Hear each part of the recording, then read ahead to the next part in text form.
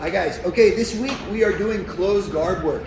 We're going to be working our hip bump sweep, Kimura, all that sort of thing from this position this week.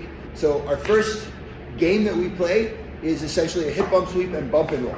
So it looks something like this. We start with my partner here. Okay, I'm going to start with my hands on the ground or on the belt. He's going to do a hip bump sweep. So the best way, oftentimes we find for them, the easiest way is rather than over the shoulder and all the details, is just grab cross sleeve grip and then sit up to the other hand, open the feet, and then do a drag for a hip bump sweep.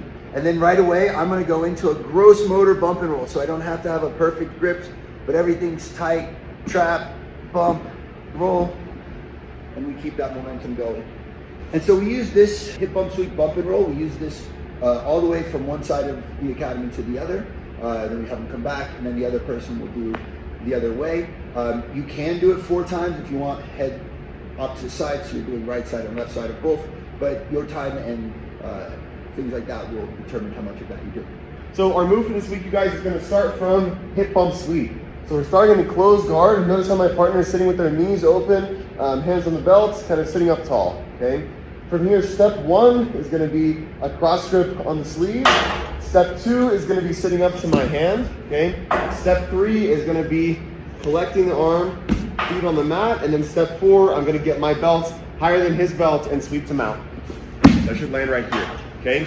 A common mistake you're going to see is the kiddos going up to their elbow instead of their hand. So we want to make sure that the kids do not go here, but here, up to their hand, okay? That lets them get their hips higher than their partner, which is really important for finishing the sweep. If my hips are lower than my partner, I can't get them to fall, okay? Another thing is they're going to grab the sleeve and hold the arm in a way where they can't really control where it's going. So we want the sleeve grip to be there and the rest of their arm to also be hugging over that arm there, okay? And then of course, feet on the floor here, hips up, and they can complete their sweep. So for the Kimura, we have a couple ways that we're going to have options to be able to teach this. One is to get their hands to the floor. So I lift, I drop their hands to the floor, and I grab that wrist here, and then I sit up more like a traditional hip bump sweep, but I'm gonna reach over their shoulder, reach through, and now I switch my grip from a C grip to a push grip or a monkey grip, okay? And then I lay back down, my leg goes over the back, I'm pinning my elbows tight, and I'm rotating my head towards his head, okay? So we can step by step this as we do it. The second option is I have that cross sleeve grip and I'm trying to do a hip bump sweep. But in this case, maybe they touch the floor.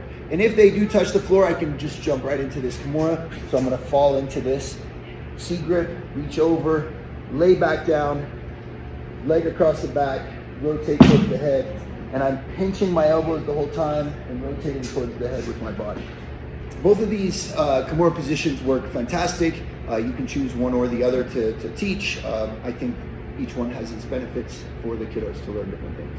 So another option that we have here is oftentimes from, let's say, another failed hip bump sweep or some other sort of thing, I'm trying to knock him over, but he starts driving into me.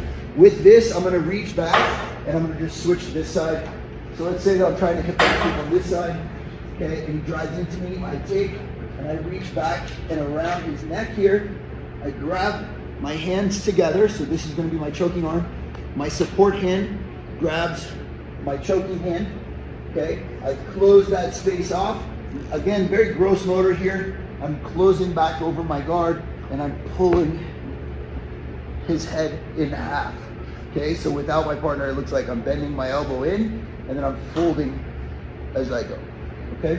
One more option that we have for the more advanced kiddos, the teenagers class, would be the triangle off of their failed hip bump sweep. Okay, so I like to set this up by grabbing the collar around their head instead of grabbing their arm. Okay, I'm expecting them to post their hand as I sit up. So I grab the collar, I sit up to my hand for my bump sweep, and I knock him over with the same kind of pressure as I would for my sweep, which makes him post his hand. Okay, as soon as that hand posts, I remove that leg, I catch his neck, and I grab that shin right away. And now we can move into the rest of our triangle.